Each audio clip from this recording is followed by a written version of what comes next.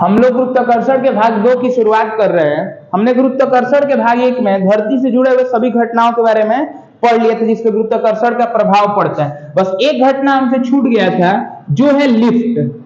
Lift हमारे घरों में लगा रहता है या मॉल वॉल में आपने देखा होगा, जिसमें लोग ऊपर जाते हैं और नीचे आते हैं। देखिए, अब ध्यान से समझिए। लिफ्ट को आप यदि ध्यान से समझे तो आप इस तरह समझने की मेरी बात को कोशिश कीजिए। लिफ्ट के अंदर यदि आप वजन करने वाले मशीन को लेके जाएं और उस पर आप खड़े हो जाएं, तो जब लिफ्ट रुका रहेगा उस समय आपका वजन अलग होगा। जब लिफ्ट ऊपर जाने लगेगा वजन पे अंतर आएगा, नीचे जाने लगेगा अलग अंतर आएगा। तो उसी अंतर को पढ़ना है। क्या पढ़ना है? देखिए, जब भी लिफ्ट ऊपर की तरफ जाएगा हमारा वजन क्या होता है? बढ़ने लगता है। हमारा वजन क्या होता है? बढ़ने लगता है। जब भी लिफ्ट नीचे की तरफ आएगा तो हमारा वजन मशीन घटा के बताने लगता है। हमारा वजन क्या होने लगता है? घटने लगता है। फिर ये तो बढ़ने और घटने का देखिए, कब बढ़ता है? जब लिफ्ट ऊपर जाए। कब घटता है? जब लिफ्ट नीचे आए। तीसरा चीज कि हमारा वजन वो शून्य बताने लगेगा। शून्य मतलब जीरो। यदि लिफ्ट का जो धागा है वो टूट जाए, लिफ्ट का धागा है वो क्या हो जाए? टूट जाए। टूट जाए तो हमारा क्या होगा? वजन जो हो जाता है वो क्या हो जाता है? शून्य। अब ये क्यों होता है? इसके लिए फॉर्मूला बना हुआ है जो हमारे काम का नहीं है। बस आपको इसका परिमाण याद रखना कि हाँ, ऊपर जाते समय बढ़ता है, नीचे आते समय घटता है। और जब धागा टूट जाए, हम एकदम गिरने लगे बिना किसी बल के, केवल धरती के बल के कारण, तो हमारा जो द्रव्यमान होता है, जो वजन होता है, वो कितना हो जाता है? शून्य हो जाता है। अब ध्यान से सुनिए। तो हमने धरती पर जुड़े सभी चीजों को पढ़ लिया। अब धरती के बाहर पढ़ने का शुरुआत करें, जिसमें सबसे पहले किसको पढ़ना है? उपग्रह को। उपग्रह को हम इंग्लिश में सैटेलाइट भी बोलते हैं। ध्यान से समझिए। जो उपग्रह होते हैं, इसको समझने के लिए आप सबसे पहले चंद्रमा का नाम याद रखिए। चंद्रमा आपने सबने देखा है, हमने भी देखा। देखिए, चंद्रमा यानी मून। अब इसको आप समझिए कि ये सही में उपग्रह होता है और इसी के ऊपर हमको सब पढ़ना है। देखिए, चंद्रमा क्या करता है? तो ये धरती का चक्कर लगाता है। धरती क्या है? एक ग्रह है। तो आप उपग्रह इससे बोल सकते हैं ऐसी चीजें जो किसी ग्रह का चक्कर लगाती है उसे हम लोग क्या बोलते हैं? उपग्रह। ऐसी चीजें जो किसी ग्रह का चक्कर लगाते हैं उसे क्या बोलते हैं? उपग्रह। जैसे चंद्रमा किसका उपग्रह है? तो पृथ्वी का उपग्रह है। ठीक। और याद रखिएगा, ये नेचुरल, प्राकृतिक है, ये हमने बनाया नहीं है। उपग्रह को बनाया भी जा सकता है, प्राकृतिक और मानवकृत भी हो सकता है, लेकिन ये जो चंद्रमा है वो क्या है? प्राकृतिक है। अब ध्यान से समझिए।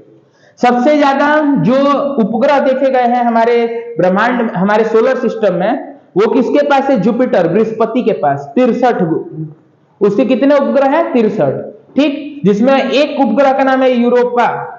उस पे जीवन संभव होने की सबसे ज्यादा संभावना है, लेकिन हमें उतने के चक्कर में नहीं जाना। आप सुनिए, जो उपग्रह होते हैं वो ग्रहों के चारों तरफ घूमते रहते हैं। तो वो परिक्रमण करते हैं, तो उनके परिक्रमण चाल के बारे में हमें पढ़ना है कि कुछ ग्रहों के परिक्रमण चाल अधिक होते हैं, कम होते हैं, तो किन चीजों पर निर्भर करता है। पहली बात, परिक्रमण चाल किसी भी ग्रह के वजन पे निर्भर नहीं करता है। ग्रह के वजन पे निर्भर नहीं है। वजन पर निर्भर नहीं है। ध्यान से समझिए। ग्रहों का परिक्रमण चाल, उपग्रहों का परिक्रमण चाल किसी भी ग्रह के वजन पे निर्भर नहीं करता है। वो बस निर्भर करता है कि वो ग्रह से कितना दूर है। अब देखिए, यदि वो ज्यादा दूर है तो उसकी गति क्या होगी?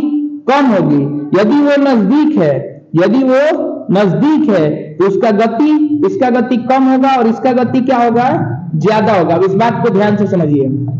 जब ग्रह पास होगा तो वो ज्यादा बल लगाता है तो आप तेज चलेंगे। जब ग्रह दूर होगा तो वो बल कम लगा पाएगा। दूरी बढ़ने के साथ बल क्या होती है? घटती है। ये हमने दैनिक जीवन में बहुत बार देखा है। तो आप उपग्रहों के बारे में बस यही याद रखिएगा कि उपग्रह यानी कि चंद्रमा को आप याद रखें। और उपग्रह के परिक्रमण चाल के बारे में क्या याद रखना है कि उपग्रह का परिक्रमण चाल ग्रह के वजन पर निर्भर नहीं करता है। ये बस ग्रहों की दूरी पर निर्भर करता है। जिसका ज्यादा दूरी उसका गति कम, जिसका दूरी कम वो गति ज्यादा करेगा। क्यों? दूरी कम होने से बल उसे ज्यादा मिलता है। इतना हो गया। इसके बाद उपग्रह के बाद पढ़ना है भू-अस्थायी उपग्रह। अब ध्यान से समझिए, भू-अस्थायी उपग्रह क्या होता है? ठीक। धरती के पास के वो ग्रह, ये भू-अस्थायी ग्रह, उपग्रह, पहले बात कि ये हमने बना के भेजा है। ठीक। इसको जियो स्टेबल सैटेलाइट भी बोलते हैं। जियो स्टेबल सैटेलाइट, ये भी आप इंग्लिश में याद रखिएगा, क्योंकि कितनी बार तो बस इंग्लिश का नाम पूछ देता है कि इसको इंग्लिश में क्या बोलते हैं। ध्यान से सुनिए। इसका मतलब क्या होता है भू अस्थायी उपग्रह का मतलब? ऐसे ग्रह जो धरती की परिक्रमा 24 घंटे में कर लेते हो, जो धरती का चंद्रमा के साथ ही परिक्रमा करते हो, उसी के समान परिक्रमा करते हो, ऐसे उपग्रह जो धरती का परिक्रमा 24 घंटे में कर लेते हो, ठीक, उसे हम लोग क्या बोलते हैं? भू अस्थायी। और ये पूरब से पश्चिम की ओर, पूरब से पश्चिम की ओर इनका क्या होता है? दिशा होता है, याद रखिएगा। ऐसे उपग्रह जो पृथ्वी का परिक्रमा पूरब से पश्चिम की ओर करते हैं और 24 घंटे में कर लेते हो, उसे हम लोग क्या बोलते हैं? भू अस्थायी उपग्रह। इसकी ऊंचाई पूछता है कि धरती से कितने ऊंचाई पे होते हैं? लगभग 36,000 किलोमीटर। ये धरती के सतह से कितना ऊपर होते हैं? लगभग 36,000 किलोमीटर की ऊंचाई पर होते हैं।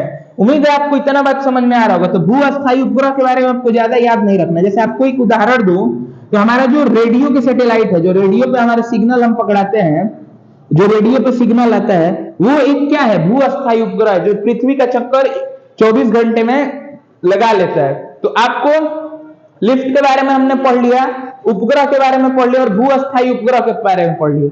अब जो लास्ट चीज पढ़ना है वो पढ़ना है पलायन वेग के बारे में। ये गुरुत्वाकर्षण के अंदर आने वाला इकलौता वेग है, इसको इंग्लिश में बोलते हैं एस्केप वेलोसिटी।